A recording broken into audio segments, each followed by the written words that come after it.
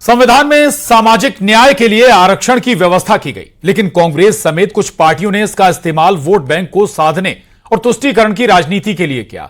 इसका सबसे ताजा उदाहरण कर्नाटक की कांग्रेस सरकार है, जिसने पहले तो सरकारी ठेकों में मुस्लिमों को 4% आरक्षण दे दिया। इसके बाद वहां के deputy CM DK Shivakumar ने मुस्लिम आरक्षण के लिए संविधान बदलने की तरफ इशारा भी कर दिया, जिसके बाद सियासत में बवाल मच गया।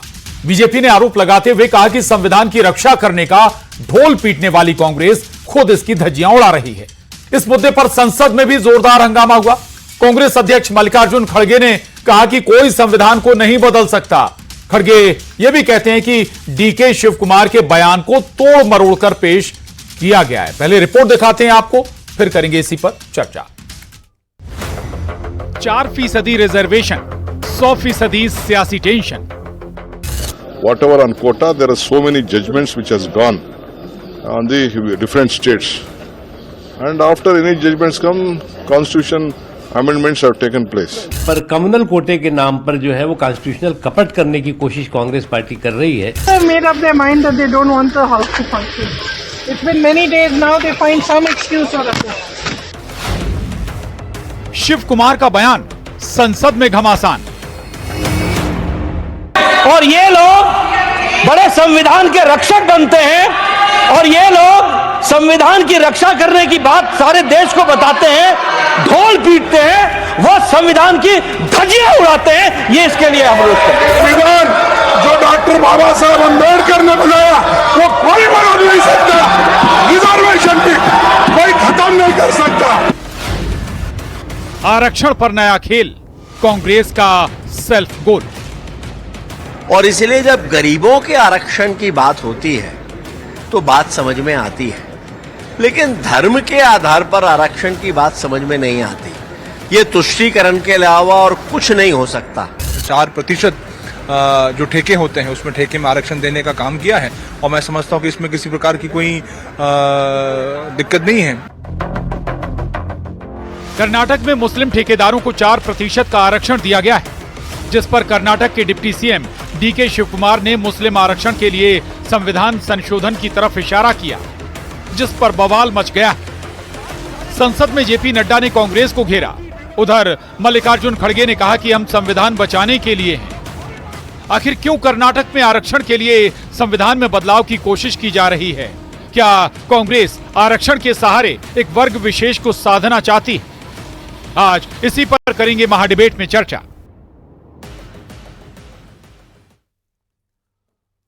लेकिन सबसे बड़ा सवाल है कि जब संविधान में धर्म के आधार पर आरक्षण की कोई व्यवस्था ही नहीं है, तो फिर बार बार इस मुद्दे को हवा क्यों दी जाती है?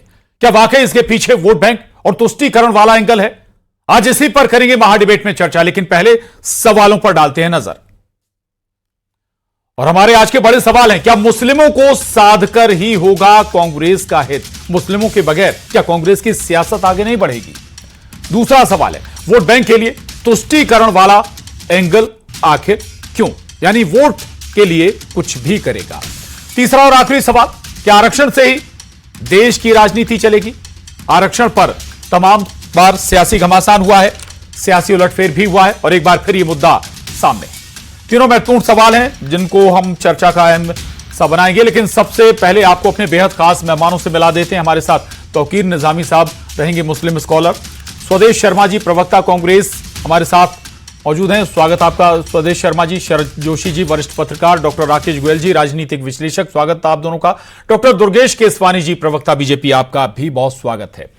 चर्चा शुरू करें, लेकिन उससे पहले आपको बता दें कि दरअसल देश भर में 36 मुस्लिम जातियों को अभी भी आरक्षण मिल रहा है, लेकिन यह दरअसल कोटे के तहत कोटे में है, यानी कि ओबीसी के तहत जो आरक्षण अलग अलग राज्यों में मिला हुआ है, उसी ओबीसी के तहत जो मुस्लिम जातियां आती हैं उन्हें भी आरक्षण दिया जाता है। और इस तरह का आरक्षण अगर हम जिक्र करें तो केरल में भी दिया जा रहा है, तमिलनाडु में भी, बिहार में भी, तेलंगाना में भी और उत्तर प्रदेश में भी इस तरह का आरक्षण, यानी कोटे के अंदर कोटा। लेकिन धार्मिक आधार पर कहीं भी आरक्षण की व्यवस्था संविधान में नहीं है। चर्चा की शुरुआत करेंगे सबसे पहले स्वदेश शर्मा जी। सामाजिक पिछड़ेपन के आधार पर तो व्यवस्था है, हमारा संविधान व्यवस्था करता है कि आरक्षण दिया जाए, लेकिन धर्म के आधार पर संविधान में कहीं कोई व्यवस्था नहीं है। ये क्या कर रहे हैं आप? कर्नाटक में क्या कर रहे हैं? संदेश देने की कोशिश कर रहे हैं क्या देश भर को आप? तुष्टीकरण नहीं है तो क्या है ये? प्रशांत जी, मैं बड़ी साफ गोई से कहूंगा कि कांग्रेस का अर्थ है देश की तरक्की, कांग्रेस का अर्थ है गरीबी मिटाओ, रोजगार ले आओ, लोगों को संपन्न बनाओ। 140 करोड़ की देशवासियों में बकौल सरकार, केंद्र सरकार के 85,000 करोड़ लोग सरकारी अनाज पर जीवन यापन करने के लिए मजबूर है। कांग्रेस आरक्षण की बात करती है जो, तो इस तरह की बात करती है कि चाहे दलित हो, शोषित हो, पिछड़ा हो, किसी भी तरह का जो समाज की मुख्य धारा से कटा हुआ हो, जिसकी आर्थिक स्थिति सबसे ज्यादा कमजोर हो, निश्चित रूप से उस वर्ग को आरक्षण देने का काम बाबा साहब बिल्कुल है, संविधान में व्यवस्था है, उस हिसाब से है। कर्नाटक में आपने क्या किया साहब? कर्नाटक का बताइए ना, आप क्या किया? स्वदेश शर्मा जी, आपने बीच में इंटरप्ट कर दिया। मैं कर्नाटक के लिए चर्चा करने बैठा हूं यहाँ। कर्नाटक में पहली बात तो ये, जिस दिन ये विधेयक पर चर्चा होनी थी उस दिन डीके शिव कुमार जी सदन में मौजूद नहीं थे। ये उनके बयान को तोड़ मरोड़ के पेश किया गया है। सच बात ये है। दूसरी बात ये है कि अगर अल्पसंख्यक को जोड़ते हैं आप तो उसमें सरदार भी है, उसमें जैन भी है, उसमें मुसलमान भी है। क्या भारतीय जनता पार्टी या प्रशांत कटारे जी आप स्वयं मुसलमान शर्मा जी, अब कर्नाटक की बात सुन लीजिए, कर्नाटक की बात सुन लीजिए, फिर चर्चा को और आगे बढ़ाएंगे। मुस्लिमों को क्या दिया जा रहा है? 6,000 रुपए प्रति मासिक इमामों को भत्ता दिया जाता है। लोक निर्माण ठेके में 4% आरक्षण स्पेशली मुस्लिमों के लिए किया गया है। मुस्लिमों को विवाह के लिए 50,000 रुपए की सहायता, मुस्लिम स्टूडेंट्स के लिए 50% की छूट, वक्फ संपत्तियों, कब्रिस्तानों के लिए भी 150 करोड़ रुपए कर्नाटक सरकार ने दिए। लेकिन जो मुद्दा है, जो बिंदु आ जाता है आरक्षण पर, भाई आरक्षण की व्यवस्था कहां है? जाति आधारित है, पिछड़ेपन के आधार पर है, लेकिन धर्म के आधार पर नहीं कहता हमारा संविधान कि आप आरक्षण दें। स्वदेश शर्मा जी, कांग्रेस ने कटारे जी, कांग्रेस ने कभी धर्म पर राजनीति नहीं की, धर्म का आरक्षण की कभी बात नहीं की। कांग्रेस हमेशा देश के उत्थान के लिए काम करती आई है और इस देश के उत्थान में चाहे वो हिंदू हो, मुस्लिम हो, सिख हो, ईसाई हो, जैन हो, किसी भी धर्म का व्यक्ति हो, अगर वो पिछड़ा है, परेशान है, उसकी आर्थिक स्थिति टूटी हुई है, मैं आ रहा हूं इस देश का अगर बात करें तो 85,000 करोड़ बात। दुर्गेश केसवानी जी, तुष्टीकरण की बात आप कर रहे हैं, कांग्रेस पर आरोप लगा रहे हैं। क्या तुष्टीकरण बीजेपी नहीं करती है? आज क्या पहली बार मुस्लिमों को आरक्षण दिया जा रहा? भले कोटे के अंदर कोटा में आरक्षण दिया जा रहा हो, पहली बार नहीं है। दूसरा, तुष्टीकरण क्या बीजेपी नहीं करती जब हिंदू की बात करती है बीजेपी?